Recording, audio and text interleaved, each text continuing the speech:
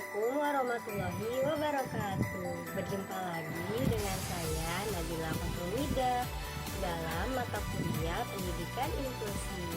Nah, pada kesempatan kali ini saya akan menjelaskan tentang AUT dengan hambatan interaksi sosial, komunikasi, dan perilaku atau biasa disebut dengan ASD. Nah, selanjutnya sekarang saya akan menjelaskan pengertian dari ASD. Nah, istilah ASD sendiri ini atau Autism Spectrum Disorder ini digunakan untuk menjelaskan kelompok gangguan yang mempunyai kesamaan berdasarkan kategori diagnosa dan gejala-gejala inti yang sama. Nah, autism sendiri adalah gangguan perkembangan yang sangat kompleks atau gangguan perkembangan sepanjang rentang kehidupan yang berasal dari gangguan neurologis. Nah, contohnya itu seperti gangguan pada komunikasi anak usia dini. Nah, pada gejala ASD ini anak mengalami hambatan komunikasi atau hambatan sosial emosional pada saat bermain atau berkumpul dengan teman-teman yang lainnya. Nah, selanjutnya saya akan memberitahukan apa-apa saja karakter yang dimiliki oleh ASD.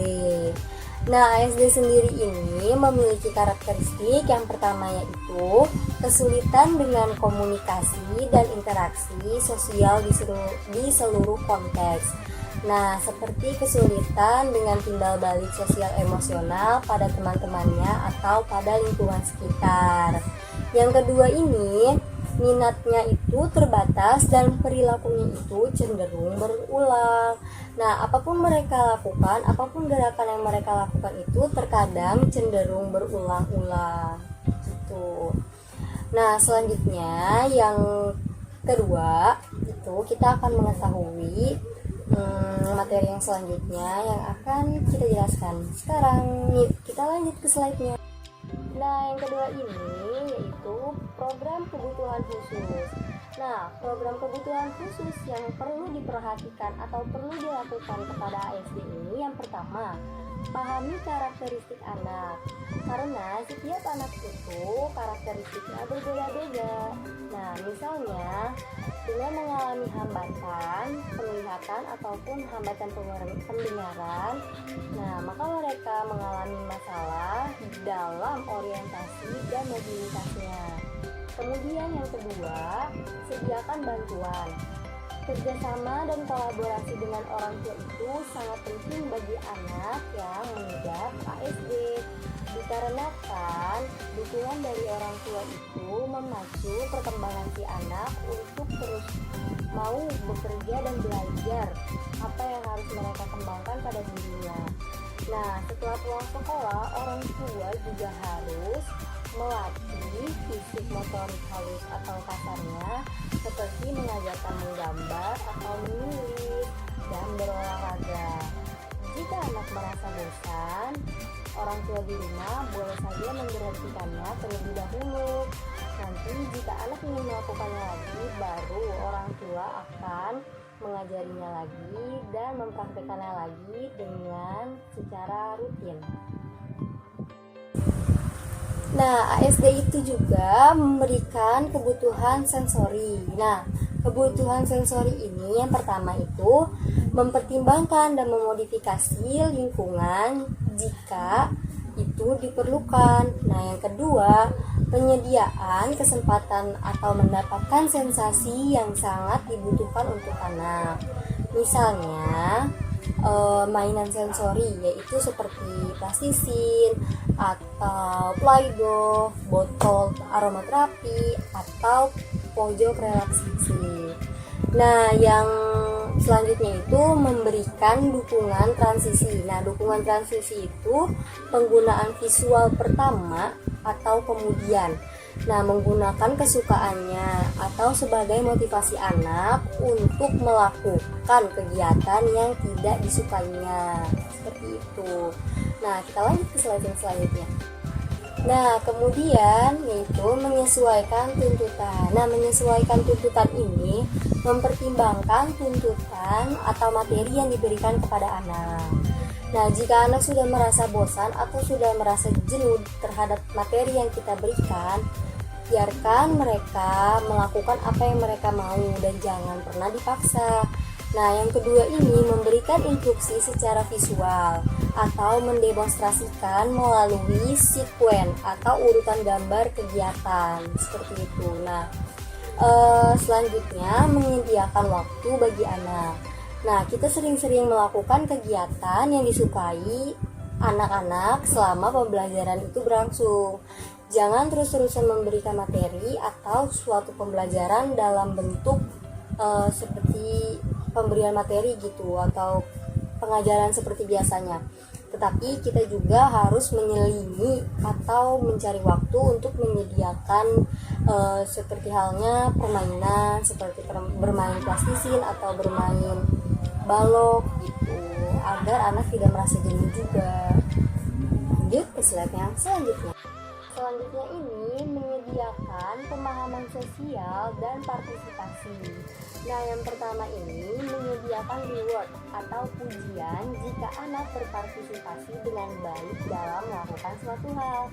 Nah, yang kedua, mengajarkan norma sosial kepada anak-anak pada saat di sekolah. Yang ketiga itu mencontohkan interaksi sosial. Nah, seperti halnya memberi salam kepada guru ataupun bersikap baik dan sopan kepada sesama temannya. Kemudian kita juga harus mengajarkan generalisasi. Nah, generalisasi ini menyiapkan pengajaran atau kegiatan di situasi yang berbeda dengan orang-orang yang berbeda juga. Jadi situasi dalam pembelajaran itu tidak sama atau bisa juga berbeda. Kemudian yaitu berkolaborasi. Nah, berkolaborasi ini bekerja sama dengan orang-orang yang bisa memahami anak dengan baik seperti orang tua atau dokter, psikolog ataupun saudara dan partner-partner guru lainnya yang setidaknya lebih memahami apa itu ASD dan bagaimana cara mengembangkan karakteristiknya dan membuat mereka mau gitu belajar bersama teman-teman yang lainnya. Oke, lanjut. Selanjutnya itu meningkatkan keterampilan komunikasi. Nah, meningkatkan keterampilan komunikasi ini yaitu yang pertama ada joint attention. Nah, joint attention ini untuk mengembangkan komunikasi yang dibutuhkan oleh keterampilan dasar pada anak. Nah, seperti halnya bagaimana sih anak terlibat dalam suatu kegiatan tersebut gitu. Nah, itu disebut namanya joint attention. Nah, joint attention ini yaitu contohnya seperti lihat dan amati apa yang disukai dan yang dilakukan oleh si anak. Nah, itu di situ kita akan tahu joint attention atau keterampilan komunikasi pada anak itu seperti apa. Kemudian yang kedua itu ikuti anak. Yang ketiga, pelan-pelan kita membuat anak itu mengikuti atau meminta dan akhirnya melakukan dengan baik dan dengan kemauan dia sendiri berbagai kegiatan yang sama dan bersama-sama seperti yang sudah kita tentukan gitu. Jadi dalam pembelajaran itu si anak tidak merasa terpaksa atau tidak merasa wah aku disuruh nih sama guru aku gitu.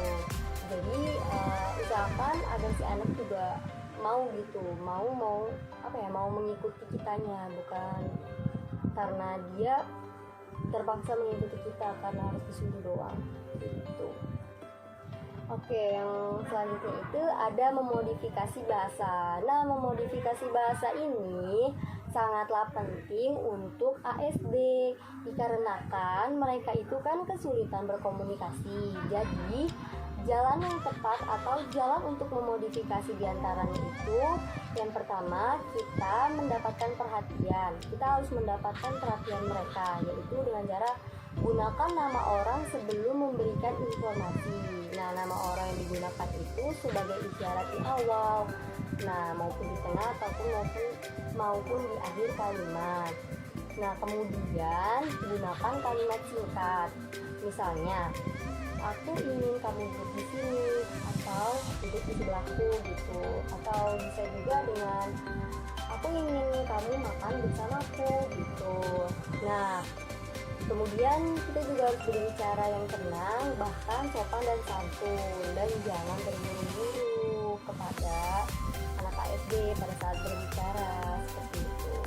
Lanjut. Nah, selanjutnya ini fasilitas interaksi awal. Fasilitas interaksi awal ini mempelajari bagaimana anak berkomunikasi, lalu mengembangkan interaksinya dan keterlibatan awal sambil menciptakan kesempatan untuk berkomunikasi. Nah, yang kedua, ikuti anak, rendahkan badan setinggi anak, atau pada saat berbicara itu kita harus face to face. Jangan sampai anak merasa melihatnya seperti ini gitu. Jadi kita kayak harus berhadapan sama tingginya gitu oleh si anak. Nah, yang ketiga itu kita melakukan observasi, tunggu, dan dengarkan. Seperti itu. Selanjutnya, meningkatkan perilaku positif. Nah, meningkatkan perilaku positif ini yaitu untuk memulai memahami kesulitan apa saja sih yang ada pada si ASD ini gitu. Maka kita juga harus memahami manajemen atau perilaku secara umum gitu.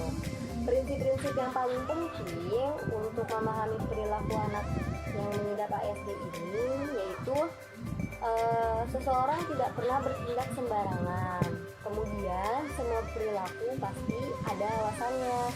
Nah, pendekatan perilaku positif merupakan pendekatan yang melalui atau melampaui modifikasi perilaku tradisional di luar fokus tunggal atau mengurangi perilaku masalah ke perspektif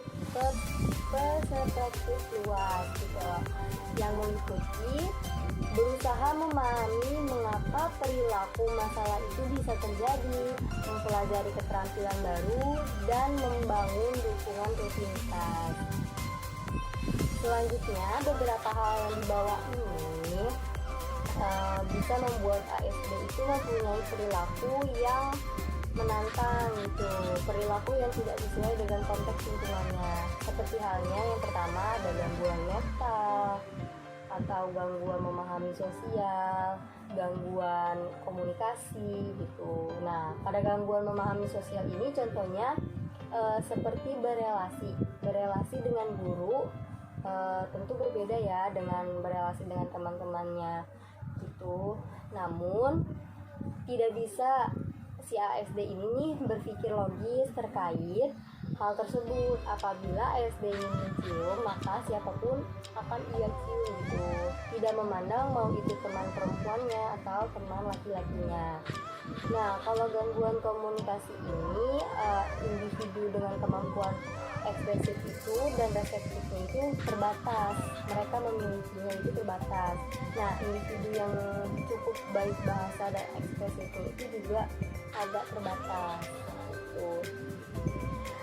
Selanjutnya, dimanapun individu tersebut berada dalam rentang ini, komunikasi mereka tuh akan memiliki sejumlah kualitas yang sama, seperti lemahnya berpikir, terus kesulitan memahami elemen-elemen utama berkomunikasi, kayak misalkan berekspresi, terus gestur tubuhnya itu harus seperti apa, bahasa tubuh juga harus bagaimana, dan intonasi suara juga mereka masih kurang memahami atau masih kesulitan untuk memahami hal tersebut.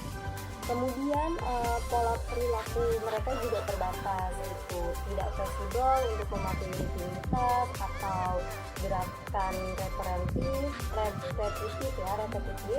Terus mereka juga kadang keasikan dalam keasikan yang melelahkan gitu pada minat-minat mereka tertentu, kayak misalkan menonton video tertentu atau topik-topik tertentu gitu.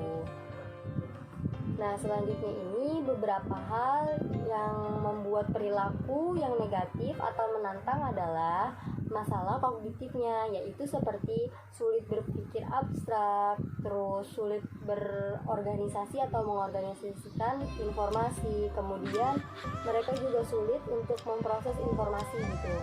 Nah, kemudian juga ada masalah sensori. Nah, masalah sensori ini pada individu ASD ini tuh mempunyai kesulitan atau kesulitan untuk memproses masukan dari 7 area sensori sistem gitu, seperti penglihatan, pendengaran, perasa, perabaan atau pembauan dan pergerakannya.